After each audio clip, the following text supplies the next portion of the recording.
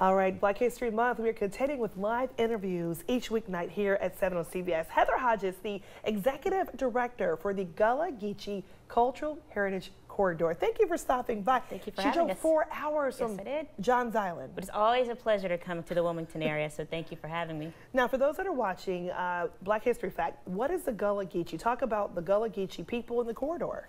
So the ancestors of the Gullah Geechee people were enslaved Africans who were trafficked from the rice-growing regions of West Africa into the Carolinas to work on the rice plantations. They were familiar with how to cultivate tidal rice, and they were very much demand at the slave markets because of that. So the Gullah Geechee people we know today can trace their ancestry directly back to the rice-growing regions of West Africa, which would be countries we now know as Senegal, Liberia, Guinea-Bissau.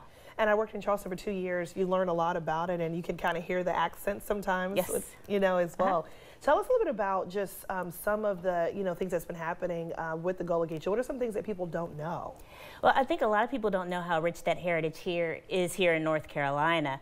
Before the Carolinas separated, this was one huge rice-growing region from Charleston up to Wilmington, and a lot of rice plantations were located along the Cape Fear River.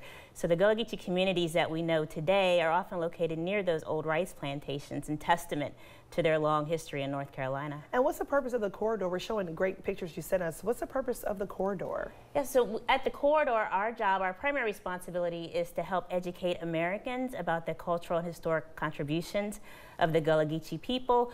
We're also very concerned about preserving historic and heritage sites that are precious to them, and also helping them find ways to benefit economically from heritage tourism relating to their culture. Now, how can people participate, or what are some ways the Commission is keeping it going here in this area? So some of the projects we're working on here in the Wilmington area are we're working with the town of Leland, which is preparing to host a Rice Heritage Festival. We're very excited about that.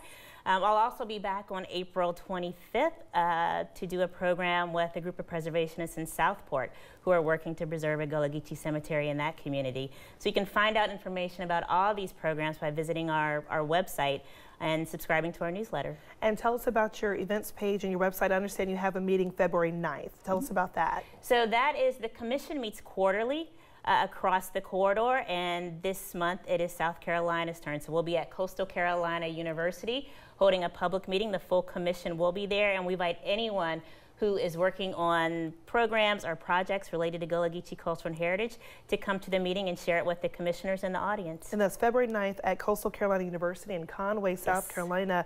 Again, everyone's welcome to come to that, and then hopefully the Rice Festival will happen right here in Leland. I'd love to be a part of it. Yes, we'd love Again, stopping by to give you some Black History facts during Black History Month, and make sure you tune in each weeknight at 7 p.m. right here on CBS. Thank you for driving 4 hours You're welcome. to share this information with our viewers. We appreciate you. And this story will be uploaded online later tonight.